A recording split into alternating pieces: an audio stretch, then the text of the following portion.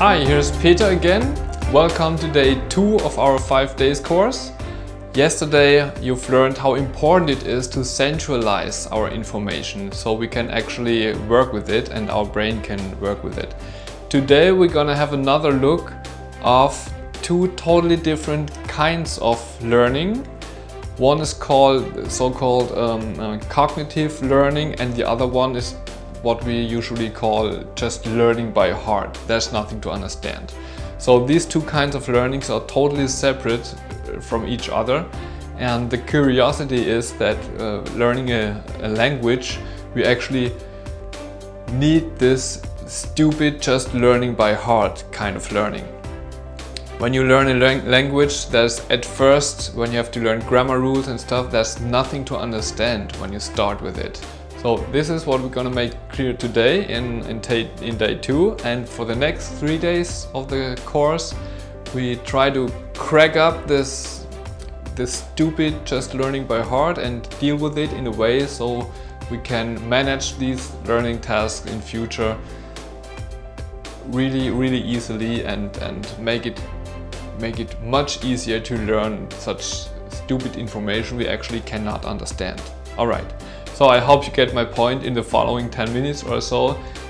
Enjoy day 2 of our video course.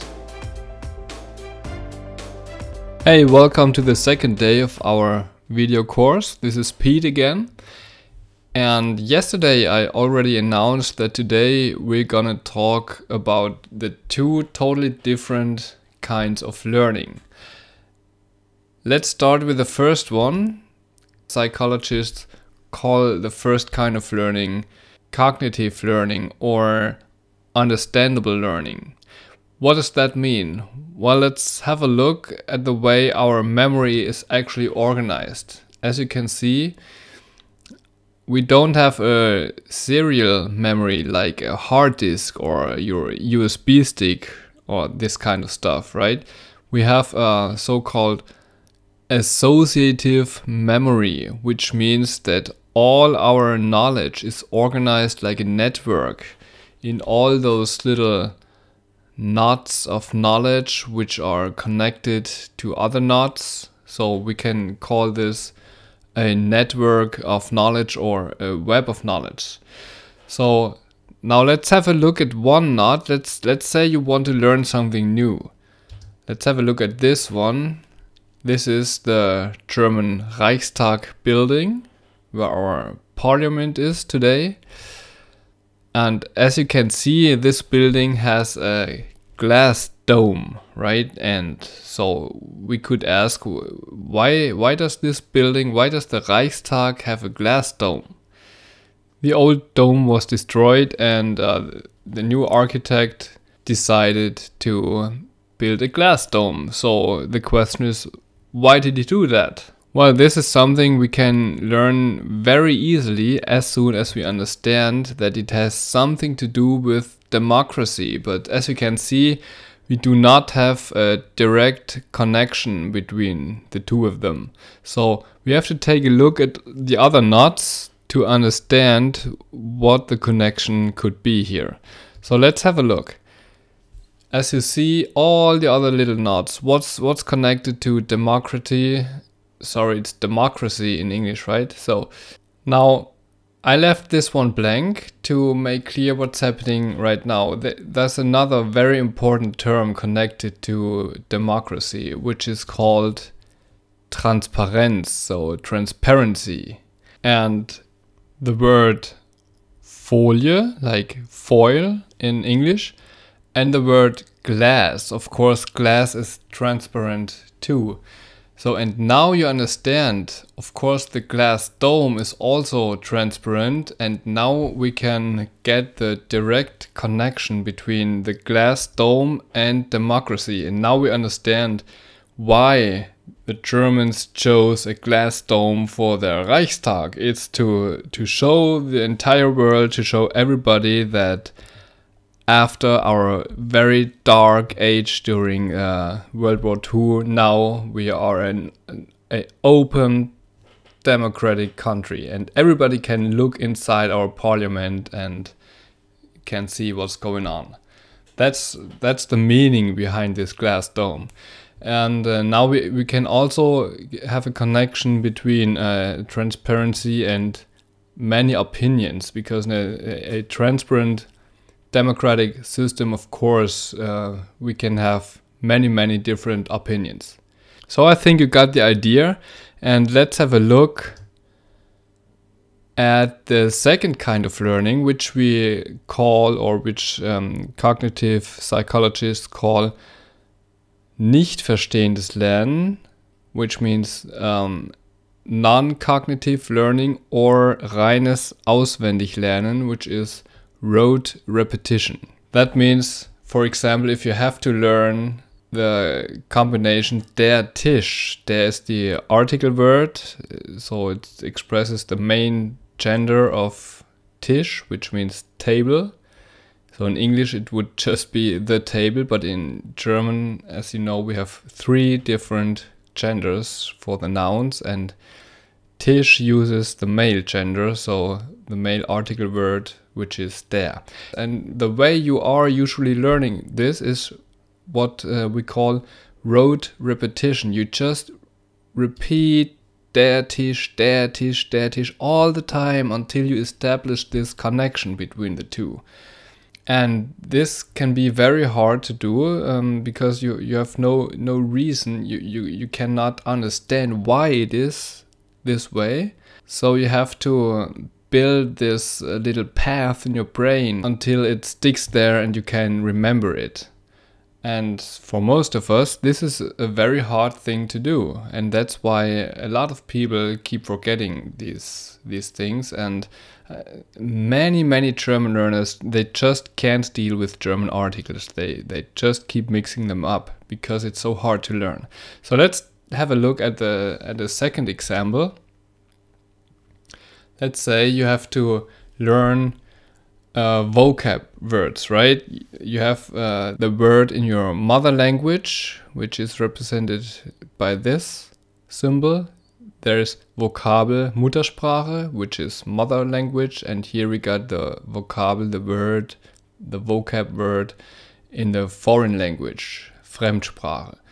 So what you have to do now, if you are learning vocab, you have to get a connection between the sound of the word in your mother language with the sound of the word in the foreign language, and usually they are totally different, and of course there's no reason why those two should be connected with each other. And all that's left to do is the same as with the article words. You just have to repeat and repeat those two words until you get this connection in your brain, and you hope your brain remembers it. This is also a task, a learning task, which doesn't work by understanding. You just have to smash this into your brain until you can remember it, until you know it by heart. And let's have a look at the third kind of learning task. This is a pretty special one. It's about subjunctions.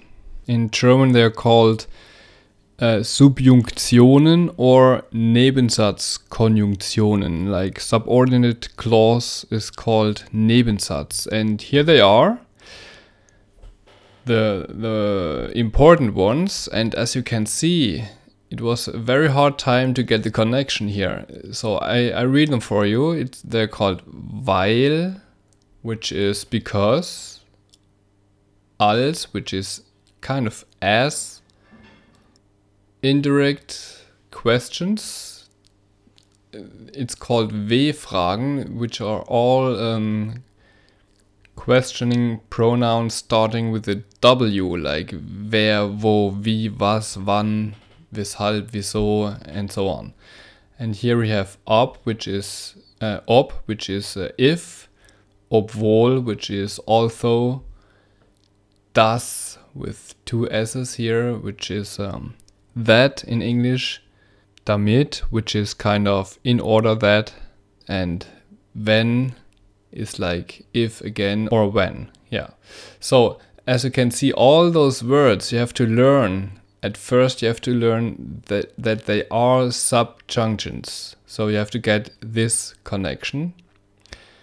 And then you have to learn that when you're building subordinate clauses with these words, we have a special word order, which says the verb is at the end of the sentence, like das Verb am Ende. The verb is at the end.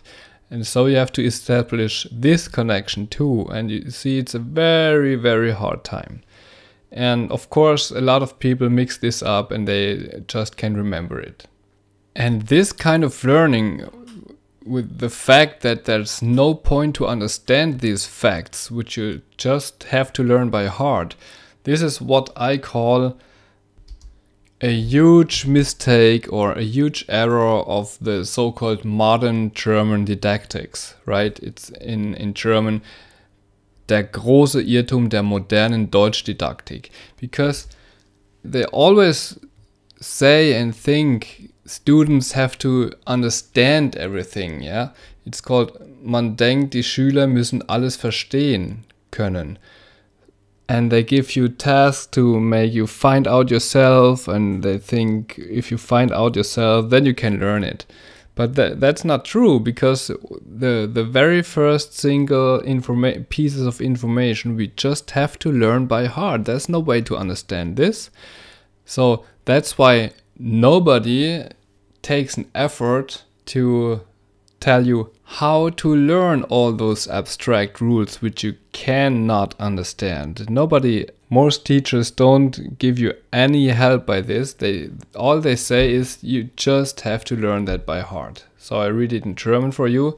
Deswegen kümmert sich niemand darum, wie Deutschlernende all die Regeln lernen können, die nicht zu verstehen sind. And one very famous tip of many teachers, and I used this too, I told this to my students. I said that to my students.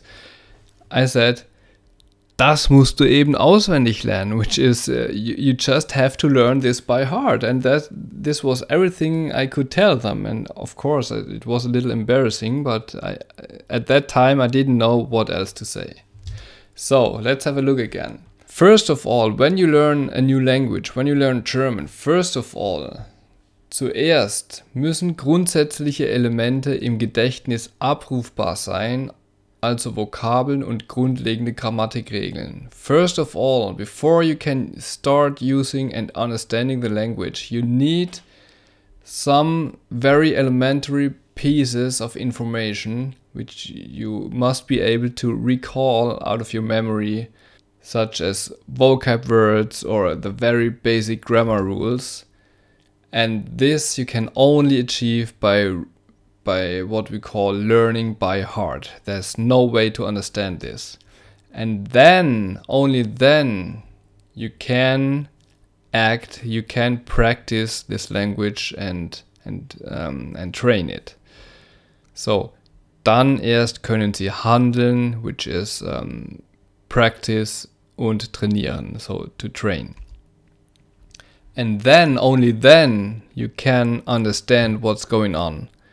Once you establish these very elementary chunks of information, then you can make the connections between them, and this is what we call cognitive learning. But before you can connect informations with each other, you have to get these single pieces of information into your brain, and this is what we call learning by heart. So, and this kind of learning, this abstract learning by heart, is what we're gonna deal with tomorrow. I show you how you can learn German grammar rules much better than you're used to. So können Sie signifikant besser deutsche Grammatikregeln auswendig lernen. Learn it by heart. I'll show you techniques tomorrow which you can instantly apply, and you'll be very excited, and I'm very positive that you will love them. So hang on, thanks for watching, I'll see you tomorrow. This was Pete.